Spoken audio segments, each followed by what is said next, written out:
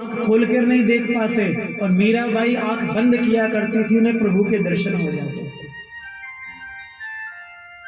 जब वो नेत्र बंद करे, ठाकुर जी उनके सामने प्रकट होकर लीला करने लग जाते थे। मीराबाई जी ऐसी थी। उनके देवर राणा जी ने क्या कहा कि भैया ये तो भक्ति करती रहेगी, सब लोग हमें कहेंगे कि कैसी स्त्री हमारे घर में आ गई, जो राजकाज को नहीं देखती है, जो रानियों के व्यवहार है उसको नहीं करती है, और जब देखो अपने उस गिरधर गोपाल को लेकर नाचती रहती है, गाती रहती है। क्या महल की रानी को ये बात शोभा देती है? जो उनके देवर थे राणा जी, पति जी कुछ नहीं कहते थे। पति जी जो राणा जी थे उनका नाम था भोजराज, पति कुछ नहीं कहते थे, लेकिन देवर जी छोड़ते नहीं थे। देवर जी हर बात पे कुछ ना कुछ कहते थे।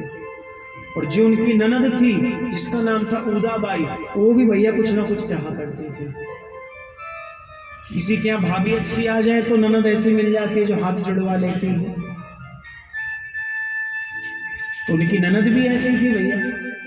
और देवर जी दोनों उनको उनकी भक्ति को करने दिया नहीं करते थे। एक दिन राणा जी ने क्या किया, एक विषैला भैया जो ये सर्प पकड़ने वाले होते, इनसे कहा कि कोई ऐसा सर्प पकड़ के लाओ जिसका विष बड़ा भैया ऐसा हो कि तुरंत अगर कोई अपने होठों से भी लगा ले तो तुरंत मर जाए। भैया जो विष वह निकालने वाले थे वो लेकर आए विष। एक सेवक को बोल दिया, जाओ ले जाओ मीराबाई को दे दो और कह देना ठाकुर जी का चरणामृत है। क्या कह देना कि ठाकुर जी का चरणामृत है। सेवक लेकर गया मीराबाई जी के पास, और मीराबाई जी के पास ले जाकर कहता है कि ये लो ठाकुर जी का चरणामृत है। मीराबाई जी ने देखा, कहती भैया चरणामृत होता तो जल की तरह का होता, लेकिन ये तो काला काला सा दिख रहा है। लेकिन मीराबाई ने ये नहीं सोचा कि भैया चरणामृत का तो रंग दूसरा होता है। बस उनके कान में क्या पड़ा कि ठाकुर जी का चरणामृत है। और जैसे ही उन्होंने हाथ में लिया तो मानो उनको ऐसा लगा कि भैया हमारे ठाकुर जी ही सांवले हैं ना, काले हैं, कहीं वो पिघल करके तो इस पात्र में नहीं आ गए। और महाराज उन्होंने उसको पी लिया, और उसके बाद भी उनका बाल बाका नहीं हुआ।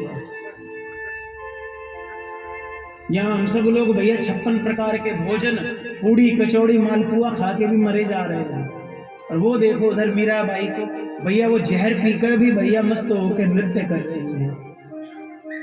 कहते ना, कोई कहे मीरा भई वांवरी, कोई कहे कुल नासी रे, पर अंदर जाकर देखा तो पग घुंघरू बांध मीरा नाची। कहते मेरे तो गिरधर गोपाल दूसरो ना कोई, और जाके सिर मोर मुकुट मेरो पति सोई।